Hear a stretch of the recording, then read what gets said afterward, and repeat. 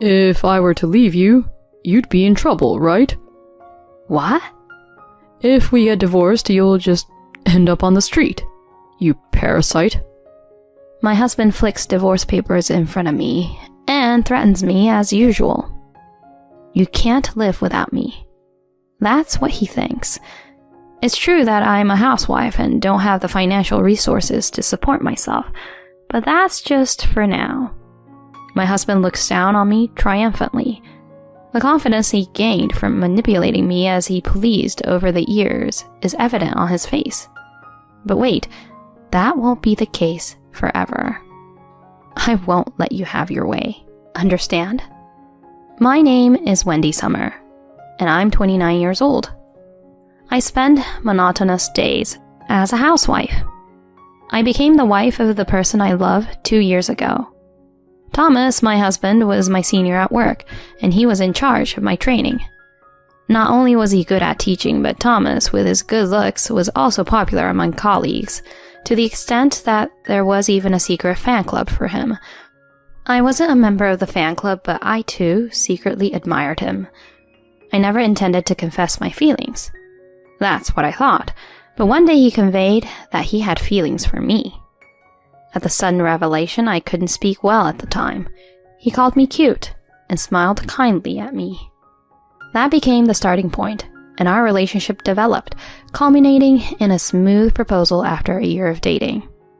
Family introductions, purchasing wedding rings, reserving the venue for the ceremony. While wrapping up work tasks at the office, I got deeply involved in planning for the wedding. Following my husband's wishes, it was decided that I would become a housewife after marriage. I was on cloud 9. On that day, when many people blessed us, I thought I was the happiest person in the world. I wanted to spend the rest of my life with my beloved Thomas. Since when did it change? How did a happy marriage turn into a hellish one? I think it was a minor thing. Half a year into marriage, one day, his birthday to be exact. As a housewife, unlike when I was working, I had no income, so I was using my own savings for shopping and daily expenses. You can use any leftover monthly allowance freely. He said that to me, but his salary isn't that high either. The allowance I receive is meager. After deducting expenses other than rent, like utilities and groceries, there's barely around $50 left. And today is his birthday. Although my husband gave me money, it somehow felt different to use it to buy his birthday present, so I decided to purchase the gift with my own money. But considering our future travels and the possibility of having children, I couldn't afford to waste money. So I set a budget of $100 and bought the tie clip he had been wanting. I also prepared homemade cake and dishes, waiting for my husband to come home. He arrives, saying, "I'm home," and I greet him with a smile. "Welcome back.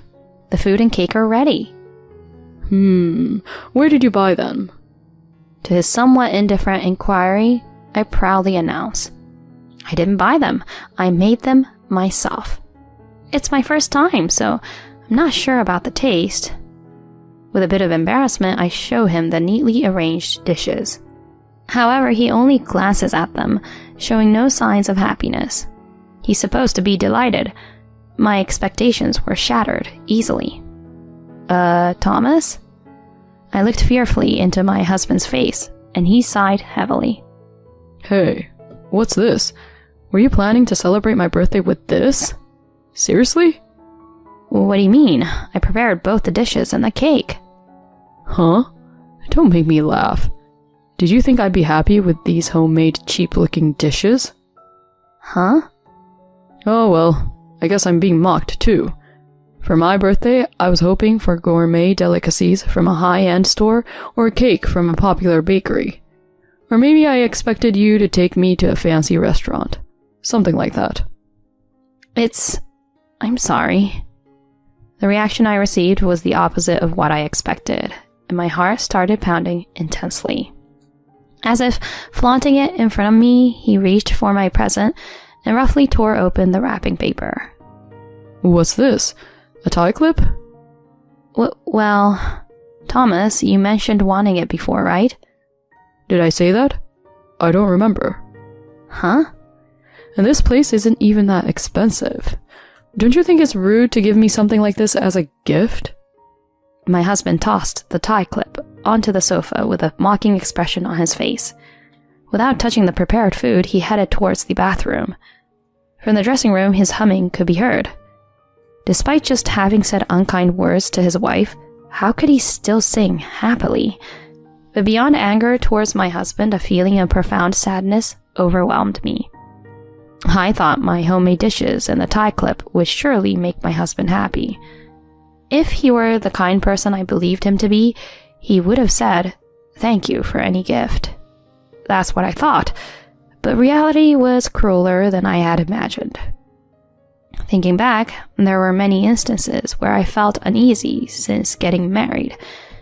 If there was dust in the room, I was told to clean it thoroughly, and even about my cooking, he said, "The taste doesn't suit me." Despite all this, I have been convincing myself for the past 6 months. I thought that being able to marry the person everyone admired made me a fortunate person. However, it seems that wasn't the case. Maybe my husband doesn't love me. Perhaps he chose me as a wife, simply because I was the most convenient. Maybe he chose me because I'm someone who will obediently go along with anything. That's what I started to believe. It seems my assumption was correct, because since that day, I've been oppressed by my husband every day. Whenever I did something he didn't like, he always said the same thing. Why can't you even do such a basic thing? I'm sorry. Don't just think that apologizing is enough, you piece of trash. Is it okay? I'll divorce you. Please, stop. Don't talk about divorce so easily. Huh? Yeah, that's right. After all, if I divorce you, you won't have a face to show to anyone, right? After all, I'm the most popular guy in the company. In that sense, I've managed to get you. In that sense? You get it, right? As a full-time housewife, if you get divorced, you'll have nowhere to go, right? Right now, you're just unemployed. I didn't wish for you to become a full-time housewife. Normally, who'd just go along with that? You who obediently follows every silly request are the fool here. My husband laughed and threw the completed divorce papers at me. He threatens me with divorce papers at every turn. How many times has he presented these divorce papers now? I could just throw them away, but deep down, I find it hard to discard them, perhaps because a part of me wishes for a divorce. However, the reality is, as much as he threatens, I can't bring myself to initiate a divorce. For the past few months, I've been doing remote work with his permission, but I can only work within the household, so the income and savings are not substantial. Am I doomed to live as his subordinate? Do I have no choice but to continue as a housewife, forever living in fear of him? Faced with such a harsh reality, I found myself giving up on something within me. Then one day, something happened. A client I usually work with remotely contacted me, expressing interest in hiring me as a regular employee. To secure a safety net for the future in case something happens, I decided to negotiate with my husband, against all odds. "Hey, Thomas, there's something I'd like to talk to you about." I cautiously approached my husband, who had just returned home from a drinking party. However, he seemed quite drunk, shouting, "Shut up," as he threw off his suit and collapsed onto the sofa, falling asleep. I sighed and picked up his discarded suit. Then his phone slipped out of his pants pocket. Uh-oh, what's this? The screen showed messages from someone named Rachel. The content was too intimate for mere acquaintances. "Thanks for today, it was so much fun. I want to visit your apartment, Thomas, but your wife is in the way. You'll be breaking up soon, right? I'll be waiting since I'm a good girl." After reading the messages, I performed fingerprint authentication on my husband's phone, careful not to wake him. The lock was quickly released, and I checked the contents. It was filled with evidence of Thomas's affair, from messages with Rachel to photos from their dates. Unbelievable. After acting so high and mighty, he's cheating? I can't forgive this. What does he think of me? I selected the most incriminating evidence and transferred it to my phone. After finishing the tasks, I woke up my husband, who was sleeping on the sofa. Wake up. Hey, wake up. My yelling startled him awake. What is it? He said bluntly, rubbing his eyes. What is it? Won't cut it. Don't you have anything to say to me? Huh? What are you talking about? Don't play dumb. I know that you're cheating. Huh? So that's what this is about? That's not what My husband pulled out the divorce papers as usual and casually waved them in front of me. If I decide to leave, it'll be tough for you, right? What? If we get divorced, you'll just end up on the streets, won't you? You parasite. He threw the divorce papers and they hit my face. That moment, the wave of patience I had barely contained surged like a tsunami. Oh, I can't take it anymore. Living life as this man's puppet is just impossible. Perhaps satisfied with berating me, he again sprawled on the sofa and started snoring. During that time, I packed my belongings and left the house without anyone holding me back. I headed to my parents' place, explaining the situation, and decided to stay there for a while. Upon learning about my husband's true nature, my parents were furious. My father even wanted to confront him and throw a punch, but I stopped him, saying, I have a plan. The next day, I signed the divorce papers handed to me by my husband and submitted them to the municipal office. After it was smoothly accepted, I succinctly summarized the facts and sent a message to my husband. For several days afterward, Thomas made dozens of calls. You're doing whatever you want. I won't forgive you. You're a parasite who can't live without me. Messages like these that I wanted to avoid flooded in. Of course, I ignored them all. Yes, everything was part of a revenge plan that I had carefully crafted. I might even marry someone else right away, but not now. Even if I'm not around, he'll continue his affair without a care in the world. No, it might become an even more blissful time for him than when I was with him. But I now have numerous pieces of evidence of his infidelity. When the time comes, I will execute my revenge without fail. With that determination in my heart, I started a new life. A year passed. In the end, I accepted an offer from a client and was hired in a position close to a full-time employee. I spent the first year at my parents' house, and only recently I began living on my own. My father and mother said, You can stay with us forever. but I couldn't keep relying on them. Besides, revenge against him awaits me. Once I can live independently after leaving my parents' house, I'll carry out my revenge. I decided this a year ago. With the evidence of his affair that I transferred to my phone, I consulted a highly rated law firm. There, I explained the situation and expressed my desire to claim compensation for the damages caused by my ex-husband and his affair partner. Is it possible to claim compensation for damages at this point? In response to my question, the lawyer confidently answered, Don't worry. In this situation, the legal obligations have been fulfilled, but the discovery of the affair happened a year ago. In other words, it's a matter from before the divorce. If the affair was discovered within 3 years, you can claim compensation for mental distress. I see. Well then, please proceed. Yes, leave it to me. The assigned lawyer acted swiftly, just as I had heard. He extracted key evidence from what I provided and created a certified document. 2 weeks later, I received a call from my ex-husband, wondering if the documents had safely reached him. Hello? When I responded, he began to speak quickly, as if in a hurry. Hey, what the heck is this about? Oh, you got it.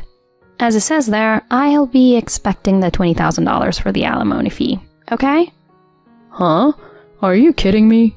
We're already divorced, right? So why the heck are you asking for alimony for cheating all of a sudden? All of a sudden? What are you talking about? I've been waiting for this moment forever. What is that? I asked around with some former colleagues, and it seems like you're getting quite cozy with that affair woman at work, especially after our divorce was finalized. Are you getting all bold now, thinking you can flaunt it because you don't have to hide it anymore? Well, that's... Yeah, that's right.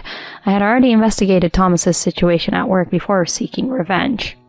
Turns out, his affair partner is a new employee at the company. Apparently, he's been playing the victim, spreading stories about our divorce and openly getting close with his affair partner. Most of the female employees believed him because of his good looks. But I won't let Thomas get away with this. I've decided to thoroughly corner him and seek revenge. I declared it with a sense of closure, as if putting an end to the grudges of the past and stepping confidently into the new era. Do you think you're a winner in life just because you're well-liked and good-looking at the office? Too bad.